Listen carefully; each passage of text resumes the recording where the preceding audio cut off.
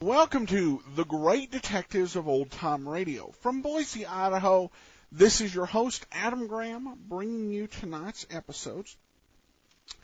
This episode, I gotta tell you, this is something I really have debated with myself, which episode we're going to show you this week. Because I tend to be a meticulous person in terms of, particularly when it comes to going through a series from start to finish. And the fact is that there are some episodes I've decided I won't end up showing. These are the Ben Morris episodes of Pat Novak for Hire.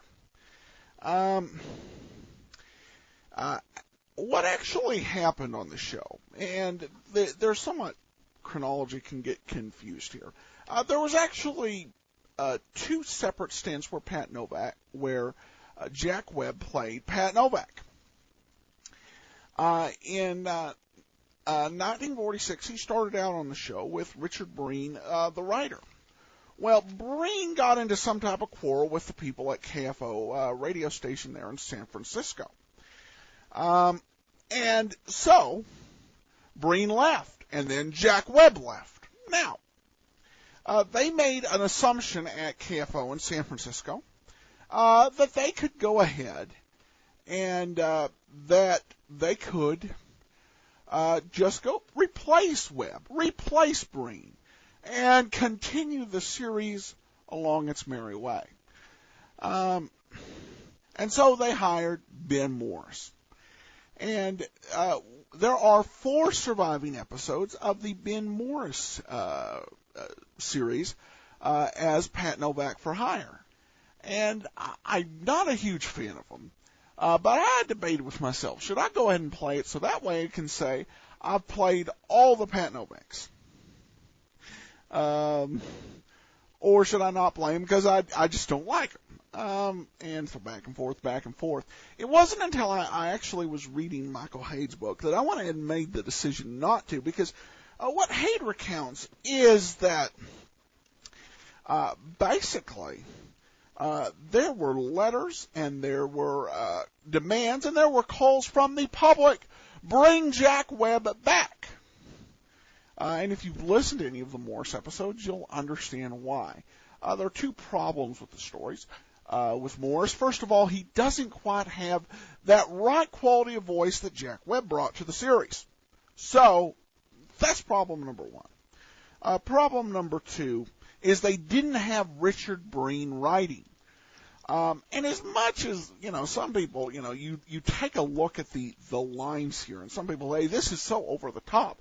But to do this with any degree of skill, you got to have something up there that the writers that they had replacing Breen simply did not have. So it led to people getting kind of angry and ticked off. And do I want to do that early in my show? No. The Great Detective. So we're going to go ahead with the actual Jack Webb series from 1949. And I'll listen to feedback if if there's a real strong demand for Ben Morris, then we might reconsider playing those at some later date. But this is the 1949 series, where ABC actually went ahead, took control of this from KFO, and brought Jack Webb back.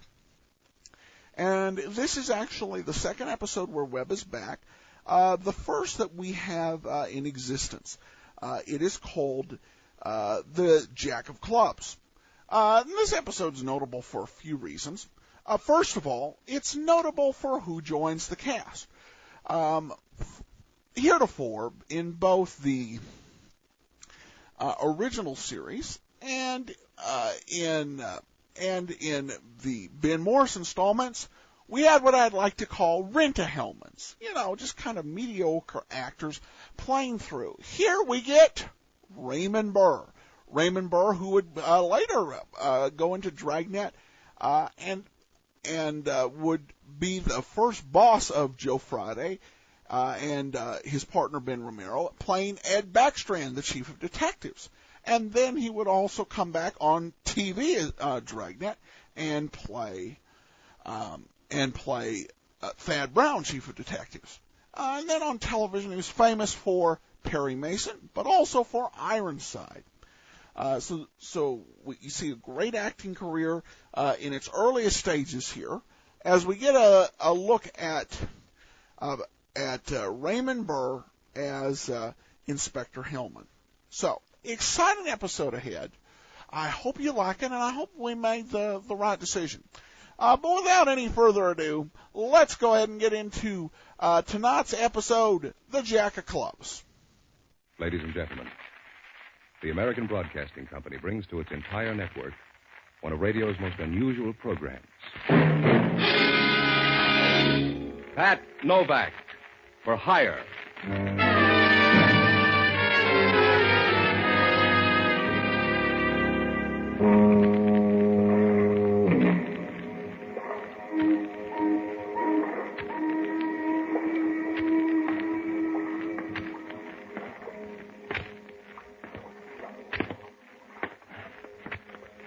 Sure. I'm Pat Novak, for hire.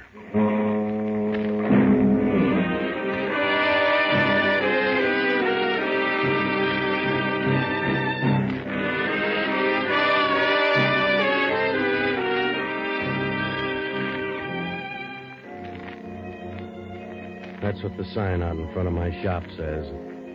Pat Novak, for hire. Down here on the San Francisco waterfront, it's got to be that way. You got to rob a few graves if you want cigarette money. You need lots of work and roomy sleeves if you're going to play a pat hand. Sometimes, in a good week, you can duck trouble 3 or 4 days in a row. And then it creeps up on you like an old charge account. Well, I should have known that when I went to the bank. I was up to my knees in mud and didn't even know it was rainy season. It was Tuesday. I went by the bank to drop $100. It was about time, because they were beginning to play handball with my checks. Must have been about 11 o'clock when I got to the window. Hello, Mr. Novak. Isn't it a grand morning? If it's your choice, stay with it. Ah, yes. Deposit $100. Yes. Let me get your card. It's right here, I think. Yes. Here we are. All right. $100. Give me a duplicate, will you? Certainly. My, this isn't as big as the last deposit. Look, Bloomer girl, just mark the slip, huh? Oh, I'm sorry, Mr. Novak. I guess I'm not used to $1,000 deposits. What $1,000? Your Friday deposit. I wasn't in here Friday. Oh, you must have been. The card says you put in $1,000 on Friday. Give me that card. What did Santa look like? What? Who put the dough in? What'd the guy look like? Oh, didn't you? No, look, we'll double back and try to hang on this time, will you? I wasn't in here Friday. I don't know anything about an extra grand. Now, what did the guy look like? I wasn't on duty Friday. Yeah. I'm not even sure about the fellow today. What fella? There was a man in here to ask about the account. Did this good fairy have a name? No, just credentials. He was from the FBI. I see. Is there anything wrong, Mr. Novak? No, don't mind that complexion. I forgot my foundation cream.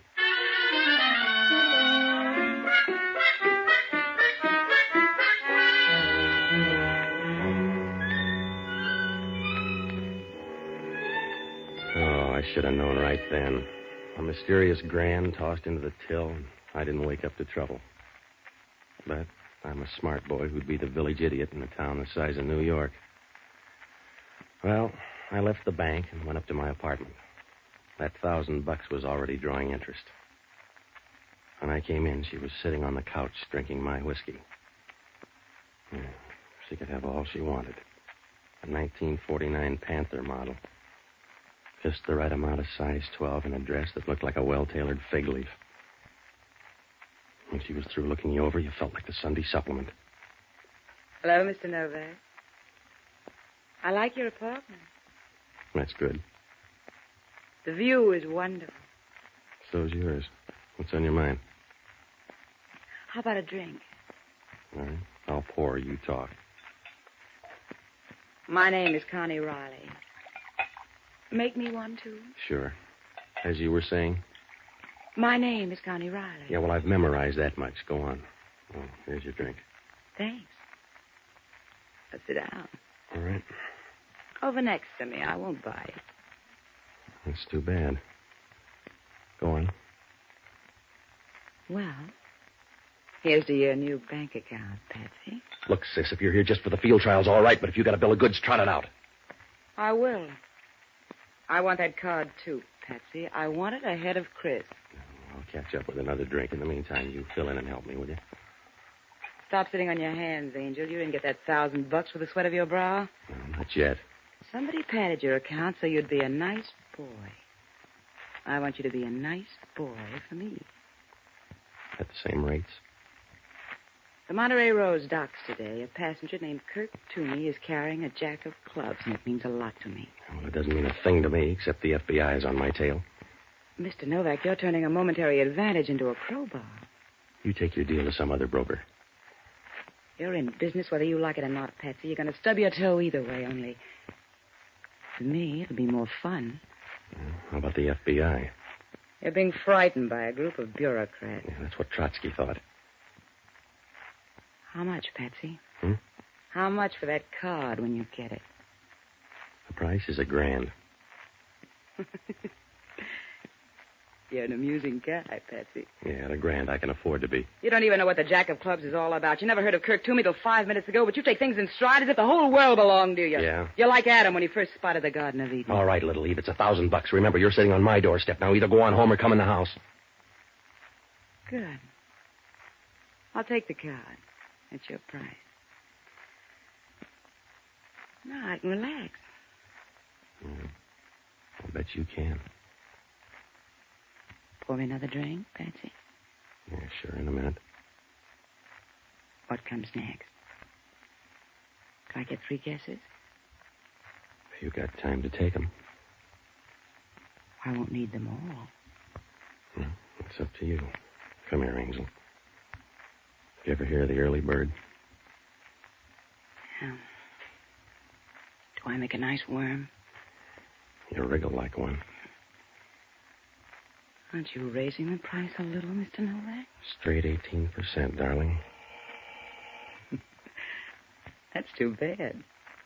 I wasn't even going to scream. The next place I live is going to be a cave. Just a minute, will you?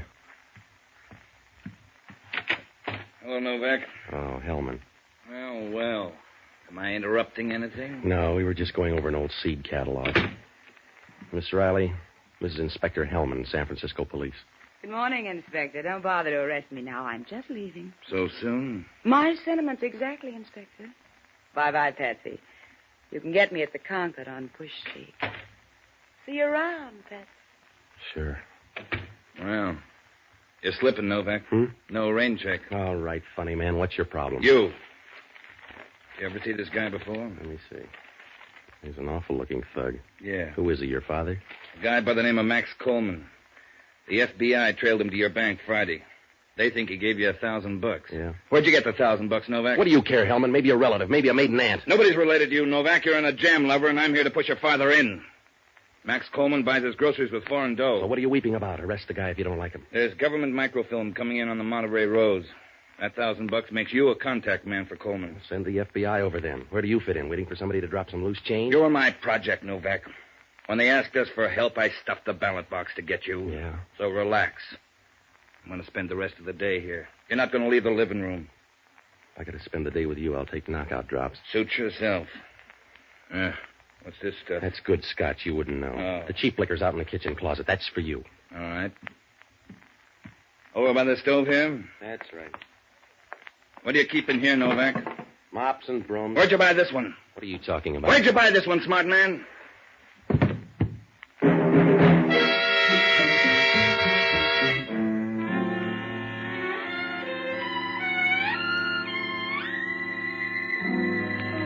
Hellman was right. I could tell right away it wasn't a mop. When Hellman pushed him out, he rolled out onto the linoleum. A dapper little guy, except for a piece of cord around his throat, tied in a funny knot. He was deader than a broken drum. Somebody'd pulled too hard on that piece of cord. The veins were standing out in his forehead, and his face looked like a road map lying there on the floor. He wasn't pretty. Hellman thought so, too. Who is he, Novak? Your father? I've never seen him in my closet before. Who is he, Novak? I don't know, Hellman. Finders keepers. You roll him. Give me a hand. Oh, there's nothing there. Where's his wallet? You'll get there by instinct. Yeah, here it is. Oh, his name is Kirk Toomey. Well, that helps. Who is he? The guy on the Monterey Rose? The one with the microfilm? I guess so. I thought you didn't know anything about it. How'd you know he came from the Monterey Rose? My dream book, Hellman. What happens now? Nothing. Except I'm on the case now, and you got trouble in a major key. You don't think I killed this guy? I don't know, did you? You better hop out and tail that girl. She was making herself at home when I got here. Yeah? How do I know you're not in it together? You don't, copper. Maybe she's Loeb and I'm Leopold. When you're through with her, you might hit the Monterey and start looking for a jack of clubs. Some more dream book, Novak? Everybody's looking for a jack of clubs, Hellman. It must be the end of the rainbow. That's where you're going to find that microfilm. In the meantime, you stay handy, Novak. I want to split you with the FBI. You don't think I'm going to take the rap for Junior here, do you? It says that in my book. Just relax until I'm ready to pick you up.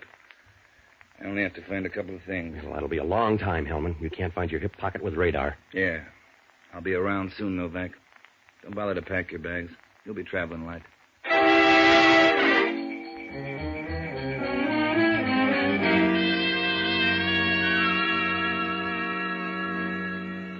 Well, when Hellman left, I knew I was a second division club.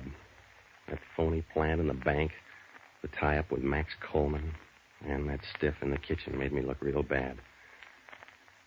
I had to do something in a hurry because the way things stood, I had about as much chance as a lawn party in a monsoon. There were a lot of bases to tag, so I looked up Jocko Madigan, an ex-doctor who invented the hangover, but a good guy. I finally found him over in North Beach at a little joint called Lupo's. He was eating pizza with one hand and strangling a bottle of wine with the other. Hello, Patsy. Oh, Frank. A bottle of wine for Mr. Novak. No, I'm short on time, Jocko. That's where you're wrong, Patsy. People always say it, but it's a lie. Will you calm down a minute? You say you're short on time, but you have all the time there is. It's the one thing that keeps you from being a beggar. Yeah. There are only 24 hours in a day, and that gives you as much time as Napoleon or Alexander had. Will you shut up a minute and put on that wine? I'm celebrating, Patsy. I'm celebrating Mission Day. Mission Day's over. I'm a native son. We celebrate longer. Now, look, I'm behind the 8 ball again. Isn't it getting kind of crowded back there? What's the matter? Somebody strangled the guy and put him in my broom closet. When did you find him? I didn't. Hellman did. There's a girl named Connie Riley. Looks good for the job. Why doesn't Hellman book her then? He's still picking up the pieces. The dead guy is Kirk Toomey. He was set to smuggle in some microfilm. It says here I'm contact. You got to help me, Jocko. You've got me confused with the travel agency. I want you to hop down to headquarters. Get all the dope you can on this guy Toomey. I'm going to look up Connie Riley. How did she get in the picture? What difference does it make? She's a wrestler I met this morning. Now, get down to headquarters, will you? That's why I like you, Patsy. You're like a piece of blank verse. A bad piece of blank verse. All right, Jocko. I'm going to make like a strip of bacon if I don't get going. Now, stay close to headquarters. If anything looks good, contact me at Connie Riley's here at this address. All right. How many times shall I knock, lover?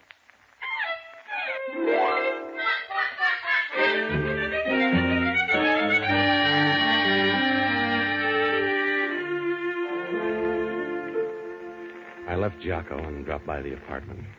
I was smart and full of courage, like a field mouse at bay.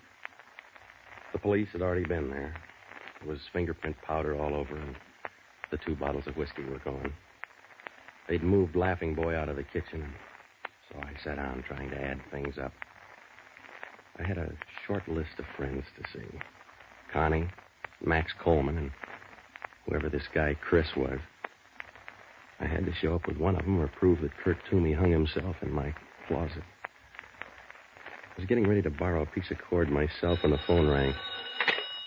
Yeah. Hello, Novak. This is It's Hellman. I'm thrilled. What's on your mind? I just called on your girlfriend. What'd she say? Nothing. She wasn't there.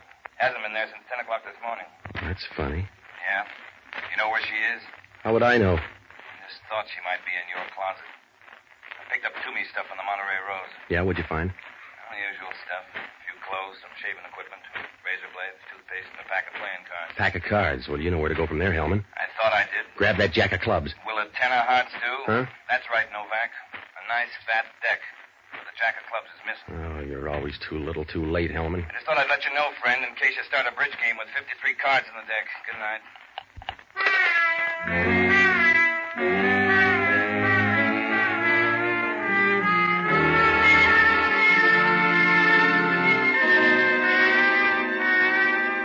Oh, I was losing money fast, like a street carnival in Death Valley. Well, one of two things happened. Somebody got on that boat and took the jack of clubs while Toomey was at my apartment. Or maybe he brought it with him. If he brought it with him, Connie was a possibility. Or somebody that got there ahead of Connie. Well, anyway, I had to work fast now because whoever had that card wasn't going to put it on a Market Street float. About 10 minutes later, I cut across Union Square and up Bush Street.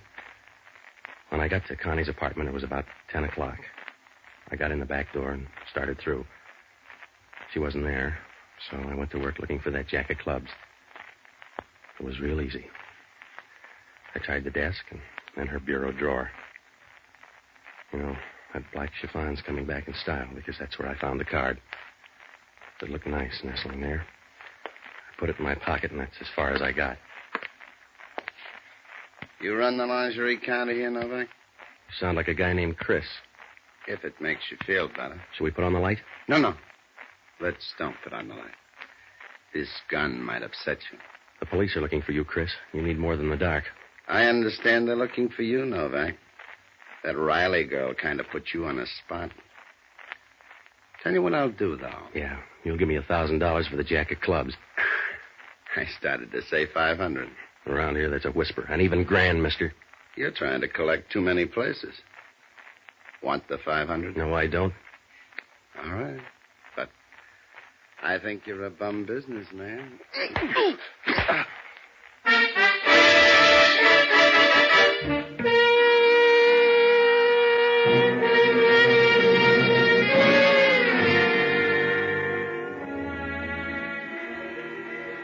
Jocko found me catnapping on Connie's bare rug. Must have been right after the sapping. When I woke up, Jocko was thumbing my head like a housewife with a bowl of margarine. I felt around and waited for him to put the floor in again. I reached in my pocket. The jack of clubs was gone. Then I started to talk. Jocko. Did you expect someone better? Help me up, will you? I've helped you get up so much, I feel like one of the Wright brothers. I just lost round 3. Yeah, I saw him getting into the car. Did you get a number? Like Hellman has got yours. Here it is. Let me see. Anything break down at homicide? They got all the dope on Toomey. They had to piece it together. He had no fingerprint record, and they finally confirmed things with a set of false teeth. What does it prove? Nothing much, except you probably killed him. He was a foreign agent who picked up microfilm at Shanghai. Your girlfriend is pretty. Did they find her? Yeah. Dead? No, Patsy, you've got to stop thinking of people as being dead all the time. It's demoralizing. What'd she say? She denied knowing anything about Toomey. Jocko, I'm sure she killed that guy up in my apartment. I'd stake my life on it. Expertly put, Patsy. I think Hellman believes her. After all, she's the only lead. What about Max Coleman, the guy that rigged my bank account? Are they letting him die on the vine? I was getting to that. Your friend Max Coleman has disappeared. I thought he was being tailed. The kite got away. Here, use my aspirin.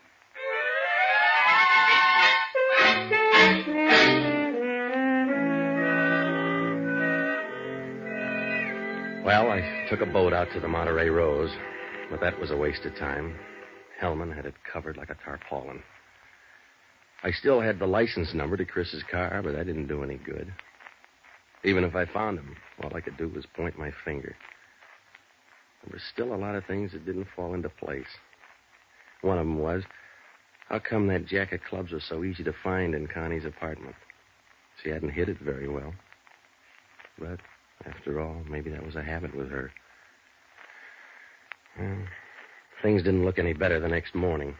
I went into a restaurant next to the press club for some breakfast. The Chronicle was lying on the counter. We were in second place because there was a torso murder all over page 1. That second cup of coffee saved me because right after that, I spotted it on one of the back pages, a picture and a small story about some unidentified guy who'd been killed over in Oakland. I couldn't match the picture too well with Hellman's snapshot of Max Coleman, but it looked like my best break so far. I got over to Oakland, and I went straight to the morgue. The guy in the morgue was chatty.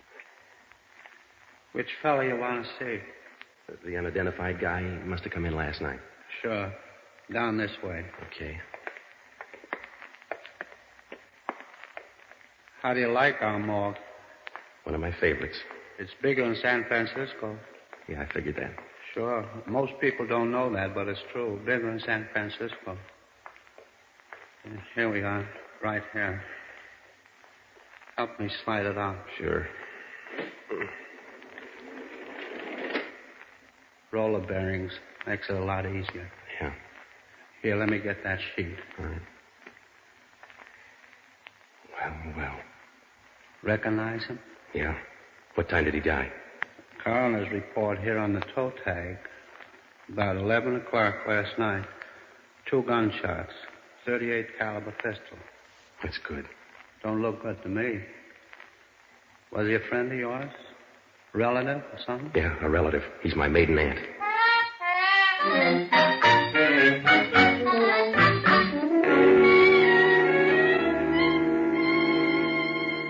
It was Max Coleman, all right. But that was only half the problem. I had some of the answers, but not enough. It's like trying to weave a rug with a spinning wheel and a bucket of sand. Well, anyway, I got to a payphone and I called Jocko. I told him to run down that license number, and then I headed back across the bridge. When I found Jocko, he said the car was registered in the name of Christopher Downs, who lived up on Taylor Street. Well, that was enough of a lead, so I telephoned Hellman. Took about a half a minute to draw a map. Hello? Hellman talking. This is Novak. You still got Connie Riley down there? No. I saved matchboxes. Why? When did she leave? Last night about 9:30. Oh, that was smart, Hellman. Why? You better put a guard on her front door and get up to 720 Taylor Street, the apartment of Christopher Downs. Who's he? A late entry. Now climb out of that coma and get going. I'll meet you up there in 10 minutes. 720 Taylor Street? Yeah, it's up on the hill. That's good, Novak. I can roll you all the way down.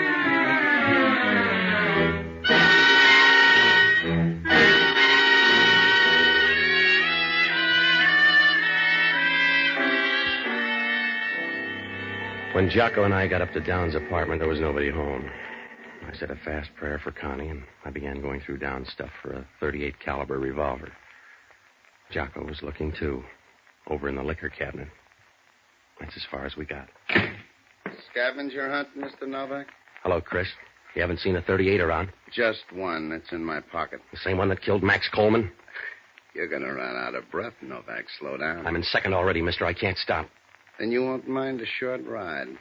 Out the door and down the back stairs. Should we bring the lap robe? There's nothing to worry about. It's a short trip. You won't even have to wire the folks.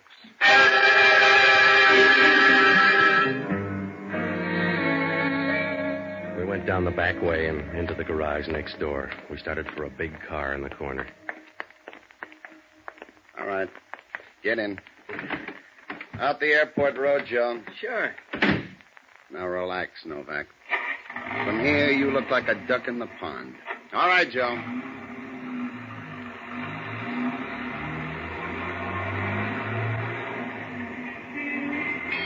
Watch out, Joe. Joe! Watch out, there's another car coming in. You're right, Chris. It was a short ride. You all right, Novak? Stop acting like the mother hen, Hellman. Take this guy's gun. All right, mister. Get out. Who is he? Christopher Downs. He killed Max Coleman last night. Does he convince you, mister? Not entirely. Well, that .38 will. The Oakland police have 2 slugs that fit that gun. You need more? No. I'm afraid you've got all the trumps, Novak. All right, let's go, you. Let's see you earn it, copper. Stop him, Novak! He ain't going far.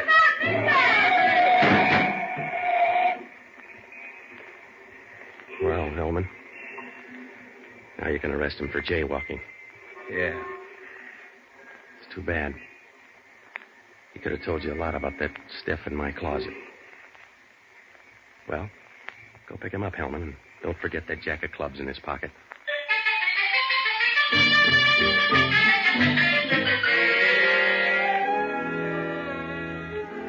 Well, it worked out all right. I left Hellman, dropped by headquarters to leave a note, and I went home to my apartment.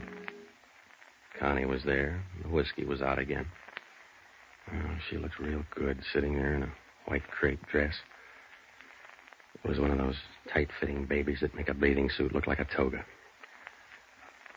I told her all about Chris and Max Coleman, and we forgot about everything but the Olympics.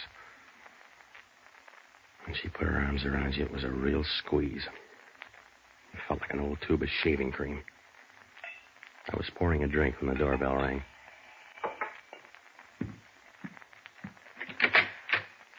Hello, Hellman. You ready, Novak? Sure. Well, don't stand there gaping. Arrest her for murder. Wait a minute. Slow down, Patsy. Sorry, chum. It's you or me. Now, be a nice boy. I am. That's why you go to Hellman. Come on, lady. You dig up an answer for that guy that you left in my closet? I didn't leave any guy in your closet. You'll have to say it louder, baby. They found the store you bought the cord. That cord came out of your kitchen. You're a big mouth, Connie. Yeah. You can put that in boldface. How did you know? You're the only one that could have taken that jack of clubs here in the apartment. That and one other thing. Yeah? That knot in the cord was a funny knot. You got an elastic garter there. It's too big, so you tied a knot in it. The same funny knot that choked Kirk Toomey. You're a funny guy, Novak. Yeah? You're nice. But you're hard to handle. I should have killed you or married you. Ready, Hellman?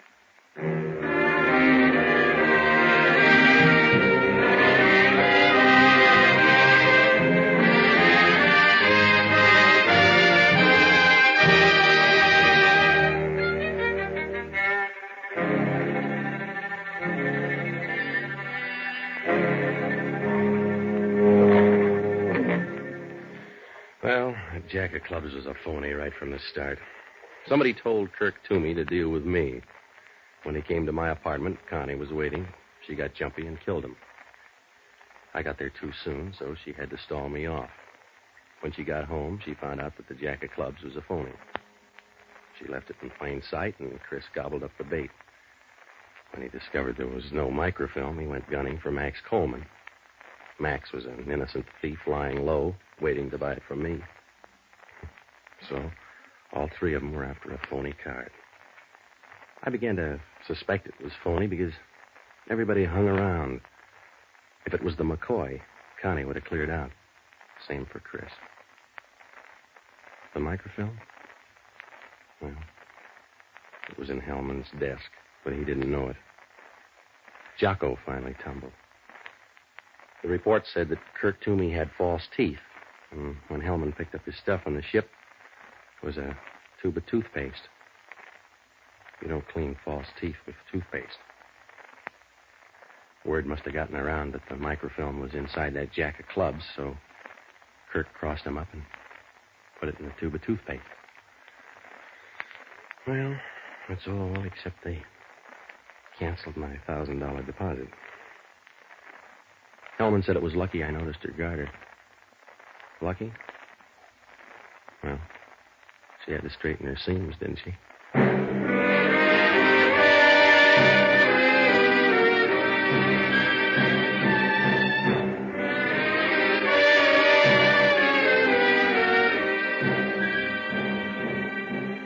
The American Broadcasting Company has just brought you the second of a new series, Pat Novak for Hire, starring Jack Webb. Jocko Madigan is played by Tudor Owen. Inspector Hellman is played by Raymond Burr.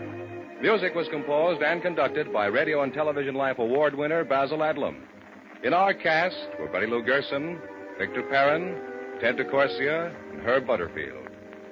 Today we're happy to welcome a new member of the ABC family, as station KARM in Fresno, California, joins our network.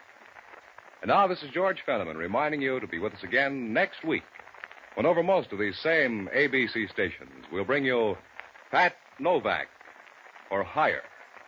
This program came to you from Hollywood.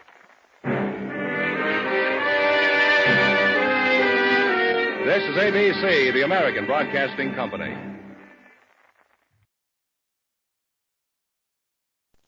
Welcome back.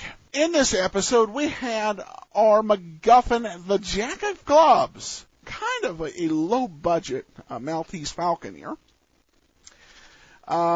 You have to say, the villain, for the second straight episode we've heard, the villain meets an untimely, accidental death, which is Richard Breen, I think, had this sense of irony. And some definite irony here in how they met their death. It'll be interesting to see how this develops into future episodes and how other villains meet their respective deaths. The other thing of note, in the last episode I went ahead and did commercials, just because I thought they were kind of interesting in that particular context, as opposed to the Dragnet, which were kind of repetitive after a while. These did not have commercials because the originals did not include any commercials. This was sustained by ABC in the hopes of finding a sponsor.